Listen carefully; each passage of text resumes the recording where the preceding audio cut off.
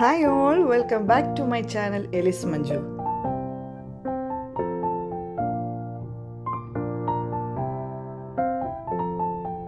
കഴിഞ്ഞ എപ്പിസോഡിൽ tiger പാർക്കിൻ്റെയും floating മാർക്കറ്റിൻ്റെയും വിശേഷങ്ങളാണല്ലോ share ചെയ്തിരുന്നത്.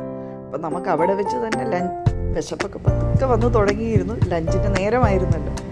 അപ്പം ചേച്ചി ഞാനും ഒരു കരിക്ക് കഴിച്ചു. അതിൻ്റെ ബലത്തിലാണ് ഞങ്ങൾ ഇരിക്കുന്നത്. അപ്പോൾ ഞങ്ങൾ അവിടെ നിന്ന് നേരെ പോയത് നോങ്നൂച്ച് ഗാർഡനിലേക്കാണ്. പട്ടായയിൽ തന്നെയാണ്. അപ്പോൾ ഫ്ലോട്ടിംഗ് മാർക്കറ്റിൽ നിന്ന് ഏകദേശം ഒരു 10-15 മിനിറ്റ് ട്രാവലേ ഉണ്ടായിരുന്നുള്ളൂ.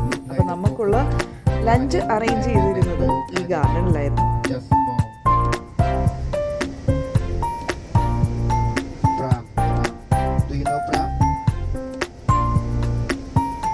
നമുക്ക് 2 ടൂർ ഗൈഡ്സാണ് ഉണ്ടായിരുന്നത്. നാട്ടിൽ നിന്ന് ഞങ്ങളുടെ കൂടെ സനൂപ് ഉണ്ടായിരുന്നു. പിന്നെ അവിടെ വെച്ച് നമുക്ക് അലൻ എന്ന് പറയുന്ന ഒരു തായ്ലൻഡുകാരൻ നമുക്ക് ഗൈഡായിട്ടുണ്ടായിരുന്നു. അപ്പം അലൻ പോകുന്ന വഴിക്ക് നോങ്നൂച്ച് ഗാർഡനെ പറ്റിയുള്ള ഡീറ്റെയിൽഡ് ഇൻഫർമേഷൻ നമുക്ക് തരുന്നുണ്ടായിരുന്നു.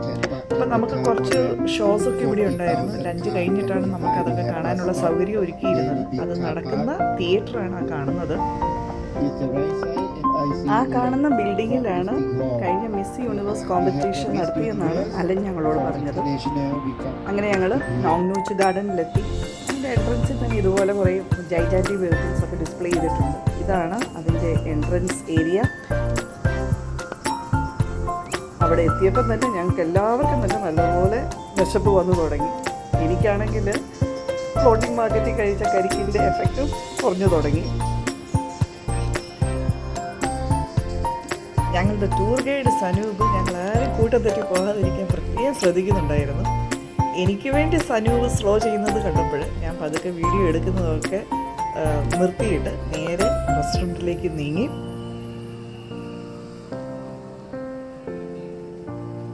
ഞങ്ങൾക്കുള്ള ലഞ്ച് തയ്യാറാക്കിയിരുന്നത് ഈ നോങ്നൂച്ച് ഗാർഡനിലായിരുന്നു. കഫേ ആമസോണിലാണ്. നോങ്നൂച്ച് ഗാർഡനിൽ വരുന്ന ഓൾമോസ്റ്റ് എല്ലാ ഇന്ത്യൻ ടൂറിസ്റ്റുകളും ചെല്ലുന്ന സ്ഥലമാണ്. കാരണം അവിടെ ഇന്ത്യൻ ഫുഡാണ് അവർ സെർവ് ചെയ്യുന്നത്. അതൊരു ബൊഫേ സർവീസാണ് അവിടെ ഉള്ളത്. അപ്പം ഞങ്ങളെല്ലാവരും അവിടെ ചെന്ന് ഫ്രഷായി ലഞ്ചും കഴിച്ച് കഴിഞ്ഞിട്ട് ഞങ്ങൾ നേരെ പോയത് തിയേറ്ററിലാണ്. അപ്പോൾ അതുകൊണ്ട് തന്നെ ഈ ഫുഡ് കഴിക്കുന്നതിൻ്റെയും ഫ്രഷ് ആവുന്നതിൻ്റെയും തിരക്കിൽ ഞാൻ ആ ഭാഗത്തെ വീഡിയോസൊക്കെ എടുക്കാനായിട്ട് വിട്ടുപോയി.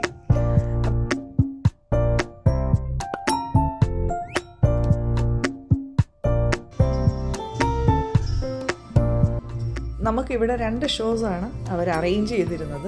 ആദ്യത്തേത് തായ് ഷോ, പിന്നത്തേത് എലഫൻറ്റ് ഷോ. ഇപ്പം നടക്കുന്നത് തായ് ഷോയാണ്. അതായത് തായ്ലൻഡിൻ്റെ ഹിസ്റ്ററിയും അവരുടെ ആർട്ട് ഫോംസൊക്കെയാണ് ഇവിടെ അവർ അവതരിപ്പിക്കുന്നത്. വളരെ മനോഹരമായിരുന്നു ഇത് കാണാനായിട്ട്.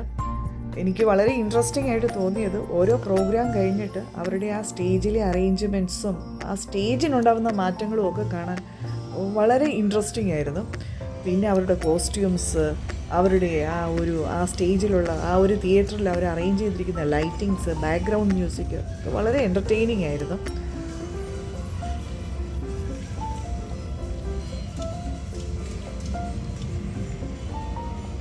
തായ്ലൻഡിൽ വന്നിട്ട് കാണുന്ന ആദ്യത്തെ ഷോ അല്ലേ. അപ്പോൾ ഇവിടെ എന്താ നടക്കുന്നതെന്ന് അറിയാനായിട്ടുള്ള ഒരു ആകാംക്ഷ നല്ലതുപോലെ ഉണ്ടായിരുന്നു.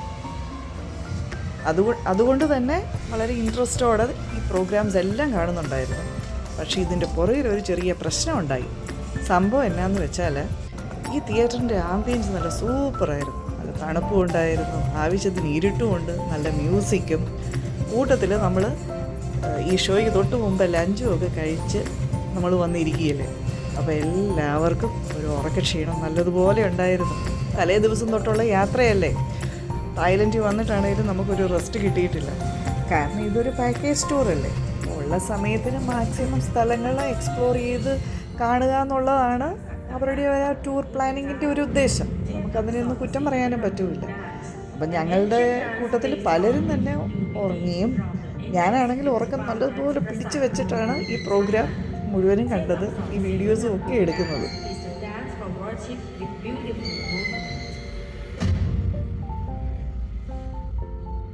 ഈ പ്രോഗ്രാം കഴിഞ്ഞപ്പോൾ ഞങ്ങൾ അലനോട് പറഞ്ഞു, വളരെ മനോഹരമായിരുന്നു എന്ന് പറഞ്ഞപ്പോൾ അലൻ ഞങ്ങളോട് പറഞ്ഞു ഇതിലും മനോഹരമായിട്ടുള്ള ഷോയാണ് രാത്രിക്ക് അറേഞ്ച് ചെയ്തിരിക്കുന്നത്. അതിൻ്റെ പേര് അൽക്കാസ ക്യാബറെ ഷോയാണ്. അവിടെ ഏകദേശം 400 അതിസുന്ദരികളായിട്ടുള്ള ആർട്ടിസ്റ്റുകളാണ് ആ ഷോ പെർഫോം ചെയ്യുന്നതെന്ന് പറഞ്ഞു. അതിൻ്റെ കൂട്ടത്തിൽ അലൻ വേറൊരു കാര്യവും കൂടി സൂചിപ്പിച്ചു. ഈ അതിസുന്ദരികളായിട്ടുള്ള ആർട്ടിസ്റ്റുകൾ ശരിക്കും ആണുങ്ങളാണെന്ന് കൂടി പറഞ്ഞിരുന്നു.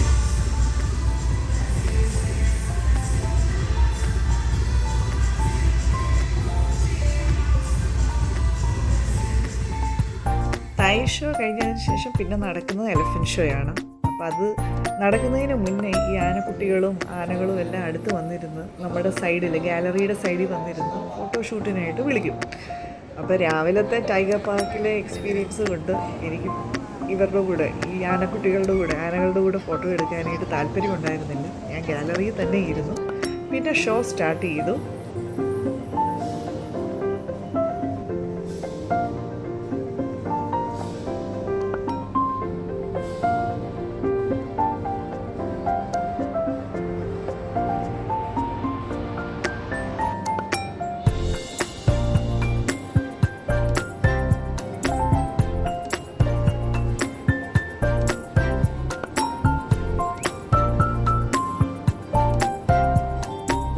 ഇവരുടെ അഭ്യാസ പ്രകടനങ്ങളും സ്റ്റണ്ടും ഒക്കെ കാണാൻ വളരെ രസമായിരുന്നു.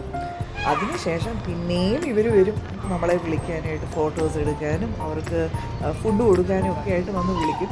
ഞാനിതെല്ലാം കണ്ട് രസിച്ച് ഗാലറിയിൽ തന്നെ ഇരുന്നു. പിന്നെ നമുക്ക് ഈ ഷോ ഏകദേശം ഒരു 3/4 മണിക്കൂർ ഉണ്ടായിരുന്നു. അതുപോലെ തന്നെയായിരുന്നു തായ് ഷോയും 3/4 മണിക്കൂർ, 1 മണിക്കൂറോളം ഉണ്ടായിരുന്നു. അപ്പോൾ ഇതെല്ലാം കഴിഞ്ഞിട്ട് നമ്മൾ പിന്നെ പോകുന്നത് നോങ് നൂച്ച് ഗാർഡൻ മുഴുവനും കാണാനായിട്ടായിരുന്നു. പോകുന്നതിൻ്റെ കൂട്ടത്തിലൊരു മെമ്മറിക്കായിട്ട് ഞാൻ ഇവരുടെ സൈഡിൽ നിന്നൊരു ഫോട്ടോയും എടുത്തു.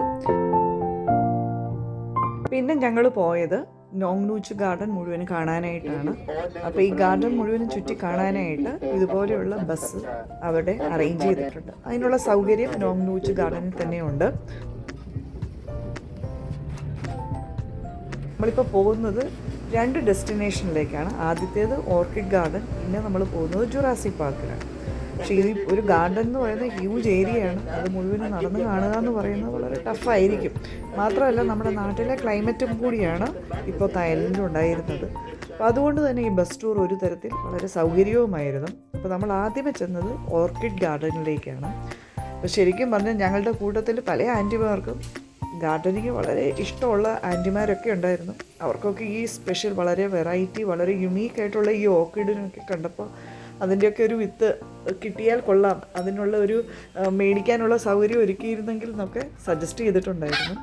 അങ്ങനെ നടക്കുമ്പോഴാണ് ഞാൻ ഈ കൂട്ടരെ കാണുന്നത്. ഇവർ വളരെ ഓപ്പൺ സ്പേസിൽ വളരെ എൻജോയ് ചെയ്തിരിക്കുകയായിരുന്നു. ഇവരുടെ കൂടെ ഒരു ഇത്തിരി സമയം സ്പെൻഡ് ചെയ്തിട്ട് ഞാനും കുറച്ച് സ്ഥലങ്ങളിൽ, കുറേ ഫോട്ടോ സ്പോട്ട്സ് ഉള്ള കുറേ ഏരിയാസൊക്കെ ഉണ്ടായിരുന്നു. അവിടെയൊക്കെ പോയി ഫോട്ടോസ് എടുത്തിട്ട്, സെൽഫീസൊക്കെ എടുത്തിട്ട് ഞാനും തിരിച്ച് ഞങ്ങളെ കാത്ത് കിടക്കുന്ന ബസ്സിലേക്ക് തിരിച്ചു പോന്നു. പിന്നെ ഞങ്ങൾ പോകുന്നത് ജുറാസിക് പാർക്കിലാണ്. അപ്പോൾ ഈ സമയം ജുറാസിക് പാർക്കിലേക്ക് എത്തുന്ന നേരത്ത് ഞാൻ നേരത്തെ സൂചിപ്പിച്ചല്ലോ, ഉറക്കമൊക്കെ പിടിച്ച് വെച്ചിരിക്കുന്നതല്ല. അപ്പോൾ എനിക്കൊരു ചെറുതായിട്ട് തലവേദനയൊക്കെ വന്നു. ഭാഗ്യത്തിന് ഈ ജുറാസിക് പാർക്കിൻ്റെ സൈഡിലൊരു കഫറ്റീരിയ ഉണ്ട്. അപ്പോൾ നമുക്ക് റിഫ്രഷ്ഡ് ആവാനായിട്ടുള്ള സൗകര്യം അവിടെ ഉണ്ടായിരുന്നു. പിന്നെ ഈ പാർക്കാണെങ്കിൽ വളരെ ഇൻട്രസ്റ്റിംഗ് ആണ്. ഡൈനോസറിൻ്റെയൊക്കെ സൈസിൽ തന്നെ റിപ്ലിക്ക ഉണ്ടാക്കി അറേഞ്ച് ചെയ്തിരിക്കുന്ന ഒരു ഹ്യൂജ് പാർക്കാണ്. കുട്ടികൾക്കൊക്കെ വളരെയധികം ഇഷ്ടപ്പെടും. നോങ് നൂച്ച് ഗാർഡനിൽ നിന്ന് ഞങ്ങൾ നേരെ പോയത് ഹോട്ടലിലേക്കാണ്. അവിടെ ഞങ്ങൾ ചെക്ക് ഇൻ ചെയ്തു. നല്ലതുപോലെ ഫ്രഷായി ഇത്തിരി സമയം ഒന്ന് റിലാക്സ് ചെയ്ത് കഴിഞ്ഞിട്ട് ഞങ്ങൾ റെഡിയായിട്ട് അൽകാസർ ഷോ കാണാനായിട്ട് പോയി.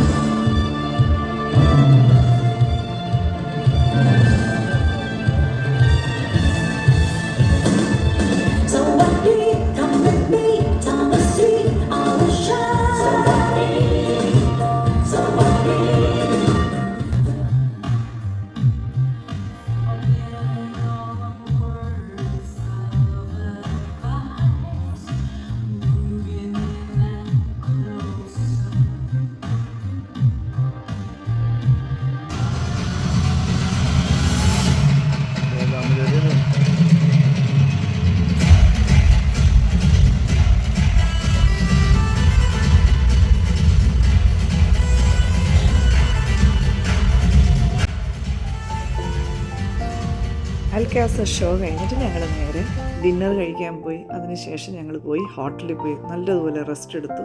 പിന്നെ നെക്സ്റ്റ് ഡേ ആക്ടിവിറ്റീസിനായിട്ടുള്ള തയ്യാറെടുപ്പായിരുന്നു. അത് കോറൽ ഐലൻഡിലേക്കായിരുന്നു ഞങ്ങൾ പോയത്. അതിൻ്റെ വിശേഷങ്ങൾ നമുക്ക് അടുത്ത എപ്പിസോഡിൽ കാണാം. അതുവരെ stay tuned. Thank you for watching.